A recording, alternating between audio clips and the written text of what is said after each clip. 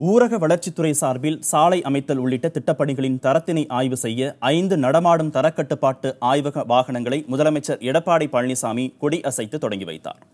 தலைமைச் செயலக வளாகத்தில் நடைபெற்ற நிகழ்ச்சியில் நாகை, ஈரோடு, திருவள்ளூர், நெல்லை, மதுரை ஆகிய 5 மாவட்டங்களுக்கு 2,35 லட்சம் ரூபாய் செலவில் கட்டமைக்கப்பட்டிருக்கும் அதிநவீன தரக்கட்டுப்பாட்டு ஆய்வக வாகனங்கள் வழங்கப்பட்டன.